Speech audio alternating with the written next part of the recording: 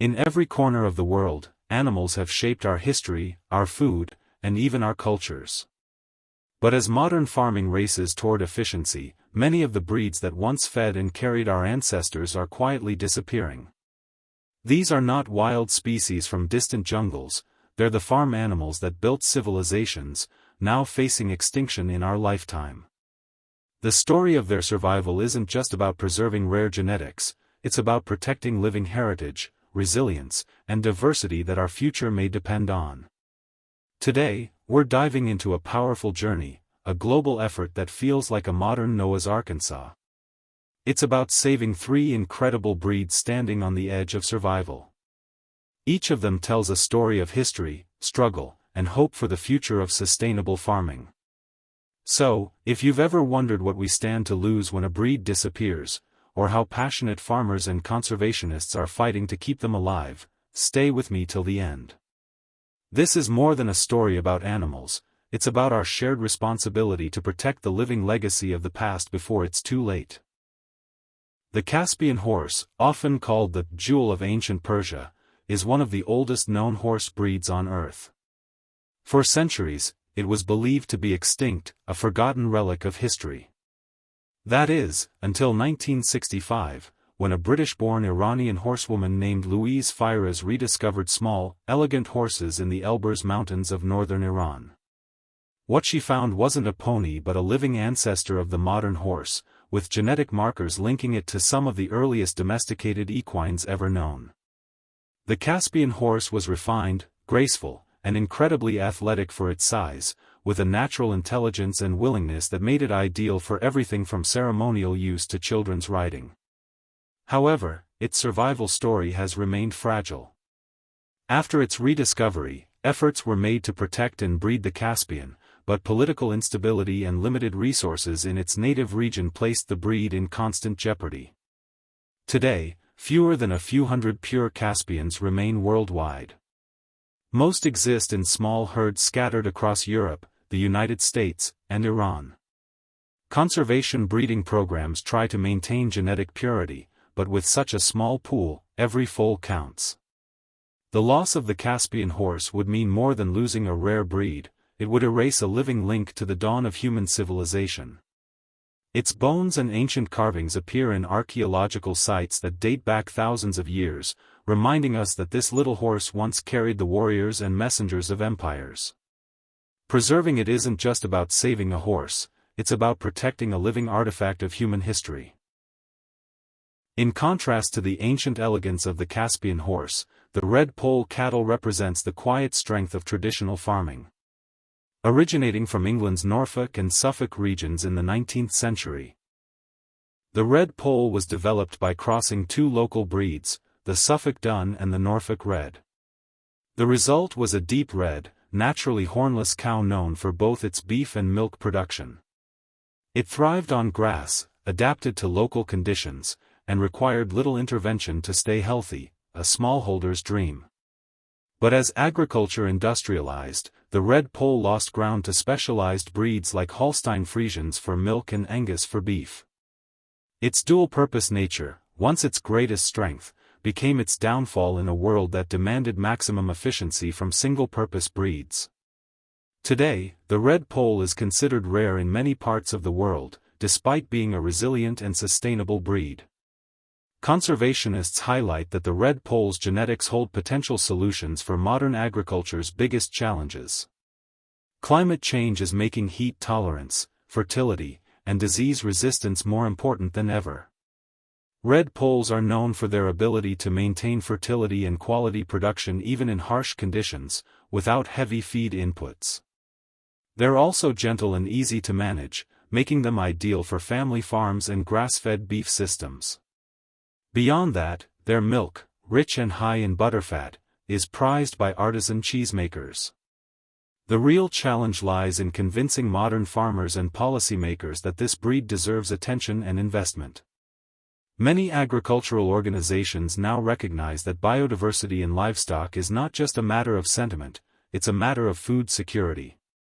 If we continue to rely on a narrow set of high-performance breeds, any disease outbreak or genetic weakness could cripple food production on a massive scale. The red pole, with its balanced genetics and adaptability, could help diversify that risk. In small communities across the United States, Australia, and the United Kingdom, breeders are now working together to revive interest in red pole herds, focusing on sustainable farming markets and local meat sales. It's a slow recovery, but every calf born represents hope that this humble, red-coated breed might find its place again in the global food landscape. While the Caspian horse represents our ancient past and the red pole cattle embodies sustainable agriculture, the Berkshire pig tells a story of culinary heritage and near extinction brought on by consumer trends. The Berkshire is one of Britain's oldest pig breeds, with origins that stretch back more than 300 years. Known for its striking black coat with white points and its tender, marbled meat, the Berkshire was once the pride of English farmers and a symbol of quality on dining tables worldwide. In fact, Japan's highly prized, Kurabuta pork, comes from purebred Berkshires, revered for its rich flavor and juiciness. However, as the commercial pork industry shifted toward lean, fast-growing breeds, the Berkshire fell out of favor. Industrial farms wanted pigs that produced more meat in less time. And the Berkshire's slower growth rate didn't fit the equation. Its numbers declined dramatically, and by the mid-20th century, it was teetering on the edge of extinction in its homeland. Fortunately, small-scale farmers and chefs began to push back against the bland uniformity of industrial pork. The rise of farm-to-table dining, specialty meat markets, and consumer awareness about animal welfare created a niche for heritage breeds once again. The Berkshire's revival owes much to its unique eating qualities. Unlike many modern breeds, its meat retains intramuscular fat, giving it a texture and flavor closer to fine beef than typical pork. This has made it a star in gourmet kitchens across the world. Still, while its popularity among chefs has increased, the breed remains vulnerable. Maintaining purebred Berkshire lines is challenging because of the limited number of breeding animals and the temptation to crossbreed for profit. Preserving the Berkshire is about more than gourmet flavor. It's about keeping alive a genetic resource that can contribute to disease resistance, mothering ability, and natural growth efficiency. Each of these breeds, the Caspian horse, the red pole cattle, and the Berkshire pig, highlights a different aspect of what's at stake in the global race to preserve agricultural biodiversity. They remind us that domesticated animals are not just tools for production, they're cultural, genetic, and ecological treasures. When a breed disappears, it's not just a loss of income or utility, it's the erasure of an entire chapter of human partnership with nature. Their decline isn't the result of nature's course, but of our decisions, what we value, what we invest in, and what we choose to forget. The idea of a Global Ark is not just poetic, it's a real effort. Organizations like the Rare Breed Survival Trust in the UK, the Livestock Conservancy in the US, and the Food and Agriculture Organization, FAO, of the United Nations are actively cataloging and protecting endangered animal breeds. These groups work with farmers, breeders, and even cryogenic banks that store embryos and genetic material for future revival. It's a complex operation, one that combines traditional breeding knowledge with cutting-edge science.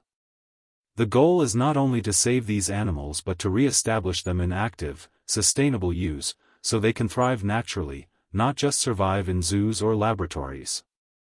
Yet, global preservation is not just about science, it's about storytelling. Breeds like the Caspian, the red pole, and the Berkshire survive when people care about them. Awareness creates demand, and demand ensures survival. Farmers who raise heritage animals often speak about the connection they feel to history, to a slower rhythm of farming that values resilience and quality over speed and scale. Consumers, too, play a role. Every time someone chooses heritage beef, heritage pork, or milk from rare cattle, they are casting a vote for biodiversity. The biggest threat facing endangered breeds isn't just extinction, it's invisibility. Many people have never heard of these animals, and fewer still understand their importance. The Caspian horse could easily be mistaken for a fancy pony by the untrained eye. The red poll might look like just another red cow in a pasture. The Berkshire might be confused with modern hybrids. That's why education and outreach are vital. Documentaries, farm tours, and platforms like YouTube are giving these animals a voice and a story again. They remind audiences that the fight to preserve endangered breeds is also a fight to keep balance in the global food system. Another critical factor in saving these breeds is community-based conservation. In regions where small farmers still depend on traditional breeds for survival, supporting local breeding programs can have a double impact, protecting heritage genetics while improving livelihoods. For instance, in Iran, breeders who work with Caspian horses not only help preserve the breed but also attract tourism and equestrian enthusiasts. In parts of Africa and Asia, crossbreeding red poll cattle with native breeds has helped improve milk and beef quality without losing adaptability. And in Japan, Berkshire-based pork has become a high-value export, bringing income to rural areas while promoting genetic preservation. These examples prove that saving endangered breeds doesn't have to mean freezing them in time, it can mean giving them a meaningful role in the modern world. Still, challenges remain. Many small farmers struggle with financial barriers, lack of infrastructure, and limited access to breeding stock. Conservation requires coordination across borders and long-term investment, which is often difficult to secure in agricultural economies focused on short-term output. Governments and global institutions can help by offering grants, promoting biodiversity-friendly policies, and recognizing heritage breeds as part of national food security strategies. Without support, even the most passionate breeders can't save these animals alone. As we look toward the future, the question becomes, what kind of agriculture do we want to leave behind? One built on uniformity and control, or one rooted in diversity and resilience? The Caspian horse's ancient grace, the red poll's steady endurance, and the Berkshire pig's unmatched flavor are more than symbols, they're proof that the old ways still have lessons for the modern world. These animals were bred by generations who understood balance between productivity and sustainability, a lesson modern farming desperately needs to relearn. Every heritage breed is a story waiting to be retold, a chapter of our shared history that could still shape our future. When we talk about saving endangered species, we often picture wild animals like tigers or elephants. But the truth is, domesticated breeds are just as vital. They represent thousands of years of coevolution between humans and nature, a relationship that shaped who we are as a species. Losing them would mean losing the knowledge embedded in their genes, the cultural identity attached to their names, and the natural resilience that modern agriculture needs to survive in a changing climate. As we've seen, the Caspian horse, the red poll cattle, and the Berkshire pig are more than rare farm animals, they're living links to our history, culture, and survival. Each one carries traits that modern agriculture desperately needs: endurance, adaptability, and natural strength shaped by generations of balance with nature. But their future depends on what we do right now. Saving these breeds isn't just about nostalgia, it's about rebuilding a sustainable and resilient food system that values diversity over uniformity. The Global Ark isn't one ship or one project, it's all of us. Farmers, consumers, and everyday people who care enough to protect what truly matters. Supporting heritage breeders, choosing heritage products, and spreading awareness can make a real difference. If we act now, these animals will continue to thrive, reminding us that progress and preservation can go hand in hand. But if we stay silent, we risk losing irreplaceable genetic treasures forever. Thank you for watching the Global Ark, saving these 3 endangered breeds before it's too late.